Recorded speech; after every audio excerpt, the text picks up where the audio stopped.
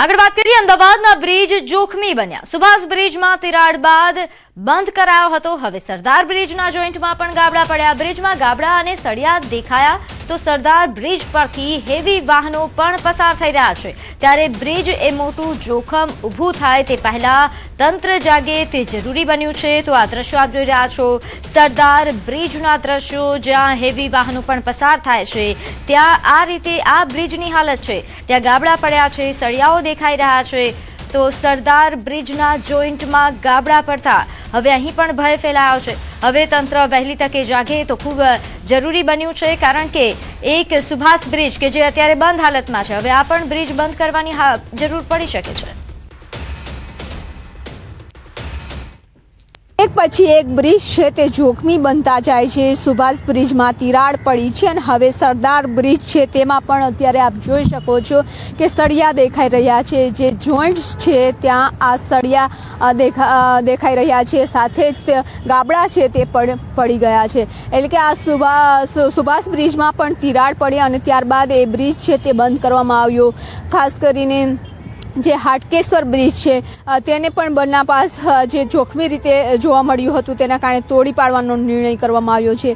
Gambhira bridge જ્યારે તૂટ્યો અને ત્યારબાદ રાજ્યના તમામ જે બ્રિજ હતા તેનું નિરીક્ષણ કરવામાં આવ્યું, રિપોર્ટ છે તે તૈયાર કરવામાં આવ્યા, ફિટનેસ છે તે ચેક કરવામાં આવ્યું। ત્યારે અમદાવાદ જિલ્લાના જે બ્રિજ છે તેનું પણ ચેકિંગ કરવામાં આવ્યું હતું, તપાસ કરી અને રિપોર્ટ છે તે સોંપવામાં આવ્યો હતો। અમદાવાદ શહેરના પણ આ બ્રિજ છે કે જે અમદાવાદ શહેરના સાબરમતી ઉપરથી પસાર થઈ રહ્યા છે તે બ્રિજોનું પણ તપાસ કરી અને ફિટનેસ રિપોર્ટ આપવામાં આવ્યો હતો। 4 મહિના પહેલા આ તમામ બ્રિજ છે તે ઓકે જોવા મળ્યા હતા। અને બીજી બાજુ કે આ જે જમાલપુર બ્રિજ છે, ખાસ કરીને સરદાર બ્રિજ કહેવામાં આવે છે, જમાલપુરથી પાલડીને જોડવામાં આવે છે, જે આ બ્રિજ છે તેને ખૂબ જ જોખમી છે તે સાબિત થઈ રહ્યો છે। ગાબડા પડી રહ્યા છે અને ત્યાંથી હેવી વાહનો પણ નીકળી રહ્યા છે, કારણ કે પાલડી તરફથી જ્યારે જમાલપુર તરફ જાય છે એપીએમસી આવેલી છે અને એપીએમસીમાં જે ટ્રકો આવતા હોય છે કે એટલે કે હેવી વાહનોનું પણ અહીંથી અવર જવર થઈ રહ્યું છે। ત્યારે લોકો માટે, વાહન ચાલકો માટે આ જોખમી સાબિત થઈ રહ્યું છે। ત્યારે જોવાનું એ છે કે હવે તંત્ર ક્યારે જાગે છે। કેમેરામેન નિલેશ સોસા સાથે વિપુ પટેલ, ન્યૂઝ 18 ગુજરાતી, અમદાવાદ।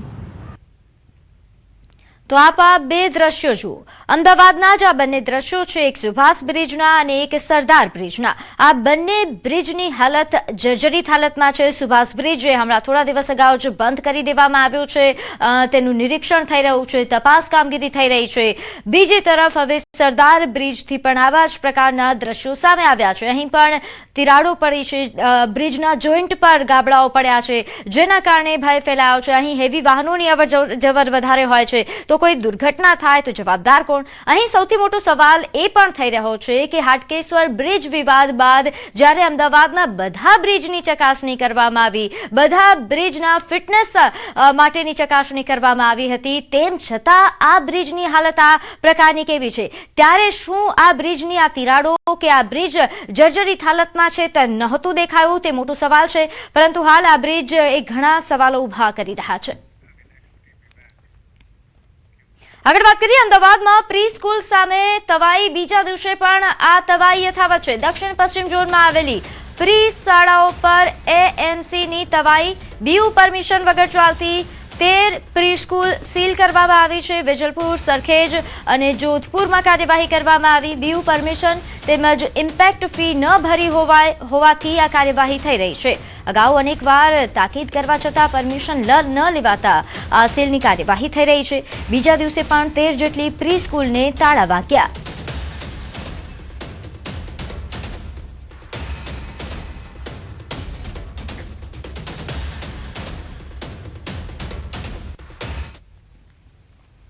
જ્યારે શાળા લીધી આપણે શરૂ કરી ત્યારે હતું નગર આપણે ગ્રામ પંચાયત, પછી આવ્યું નગરપાલિકા।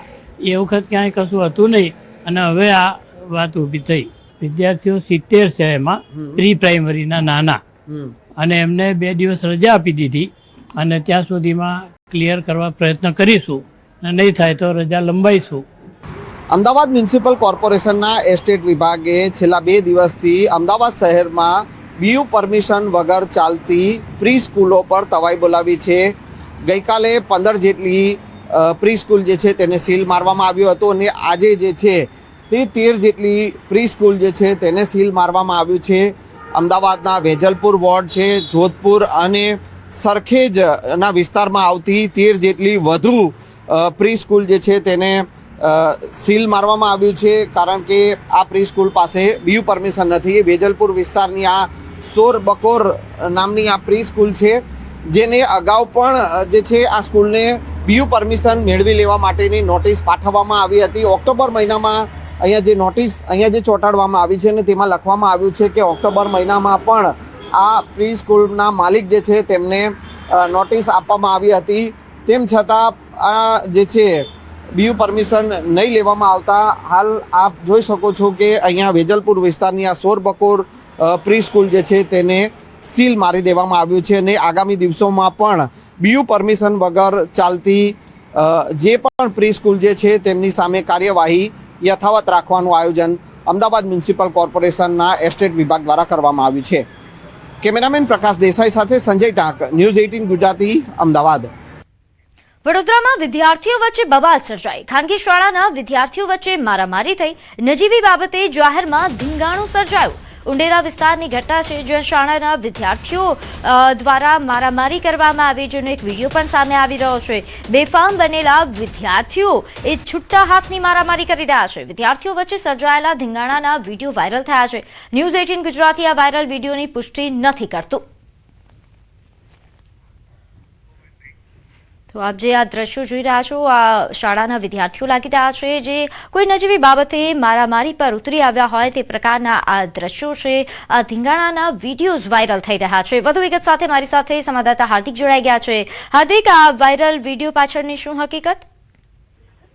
બિલકુલ બીજો આ વિડીયોની વાત કરવામાં આવે તો આ કઈ શાળાના વિદ્યાર્થીઓ છે તે હજી સુધી સ્પષ્ટ થયું નથી, પરંતુ સૂત્રોના હવાલેથી એવી માહિતી મળી રહી છે કે લગભગ 4-5 દિવસ પહેલા શહેરના ઉંડેરા વિસ્તારમાં જે વિદ્યાર્થીઓ છે તેમની વચ્ચે જાહેરમાં મારામારી જે છે તે થઈ હતી. મારામારીનું જે કારણ છે તે પણ હજી સામે આવ્યું નથી, પરંતુ દ્રશ્યો જે છે તે ખરેખર ચોંકાવનારા છે અને વાલીઓને ચિંતામાં મૂકે તેવા છે. કારણ કે દ્રશ્યોમાં જોઈ શકાય છે કે વિદ્યાર્થીઓ એ હદે બેફામ બન્યા છે કે આડેધડ એકબીજા સાથે છૂટા હાથની મારામારી કરી રહ્યા છે અને જાહેર રસ્તા પર ધીંગાણું સર્જાયું હતું. કેટલાક રાહદારીઓ છે એ ત્યાંથી પસાર થઈ રહ્યા હતા, તો રાહદારીઓએ વિદ્યાર્થીઓને રોકવાનો પ્રયત્ન કર્યો હતો, પરંતુ વિદ્યાર્થીઓ એ હદે બેકાબુ બન્યા હતા કે તેમને રાહદારીઓની કે વડીલોની વાત સાંભળી ન હતી અને એકબીજા પર તૂટી પડ્યા હતા. ત્યારે આ વિડીયો વાયરલ થઈ રહ્યો છે તેની ન્યૂઝ 18 ગુજરાતી પુષ્ટિ નથી કરતું, પરંતુ આ ઘટના જે છે તે ખૂબ જ ગંભીર ઘટના છે અને આ વિડીયો વાયરલ થયા બાદ જે પોલીસ છે તેના દ્વારા યોગ્ય કાર્યવાહી કરવામાં આવે તેવી અત્યારે માંગ જે છે તે ઉઠી રહી છે.